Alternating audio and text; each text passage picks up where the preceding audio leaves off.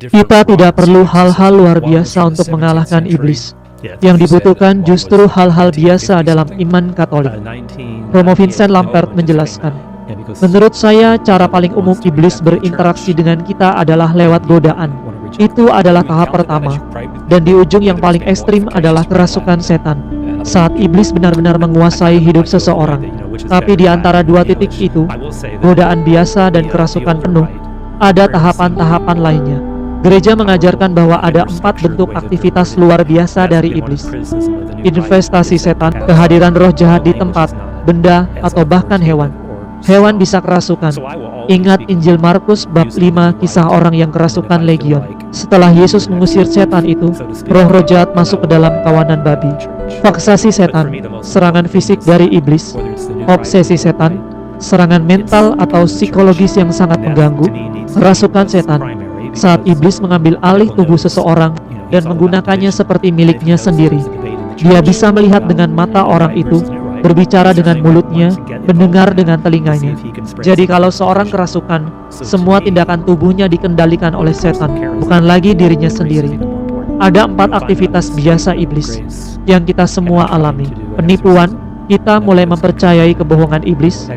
Perpecahan, akibat kebohongan itu, hidup kita jadi terpecah dan rusak. Pengalihan, kita mencari pelarian sesuatu yang kelihatannya bisa membuat kita utuh, tapi malah menyesatkan.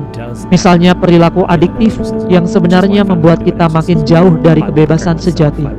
Keputusasaan, akhirnya kita putus asa, dan di titik ini kita harus memilih jalan menuju kematian atau menjadi murid Kristus. Kematian yang saya maksud bisa rohani.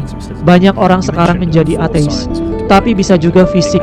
Kita lihat banyak kasus bunuh diri. Orang kehilangan arah, kehilangan makna hidup, dan menyerah. Dari semua orang yang menghubungi saya, hanya sebagian kecil yang benar-benar kerasukan. Jadi tidak perlu takut berlebihan. Dosa memang bisa menjadi celah bagi iblis untuk menyerang, tapi bukan berarti setiap orang yang berdosa akan kerasukan. Iblis biasa memanfaatkan dosa itu untuk membuat hidup kita hancur, tapi bukan otomatis langsung kerasukan. Lihat saja kisah Adam dan Hawa. Ular itu kerasukan iblis. Iblis menggoda Hawa lewat ular, dan saat Tuhan memanggil Adam, "Di mana kamu?" Tentu Tuhan tahu posisi Adam, tetapi dia ingin lihat apakah Adam mau bertobat. Tapi apa yang terjadi? Adam menyalahkan Hawa.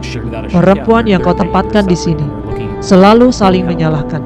Saya suka membayangkan bagaimana kalau waktu itu Adam berkata, "Saya berdosa dan saya minta ampun." Mungkin sejarah umat manusia akan sangat berbeda jika orang mau mengakui dosanya sejak awal. Dan betul, inti dari semua ini adalah carilah Yesus, carilah sakramen. Kita tidak perlu hal-hal luar biasa untuk mengalahkan iblis. Yang dibutuhkan justru hal-hal biasa dalam iman Katolik.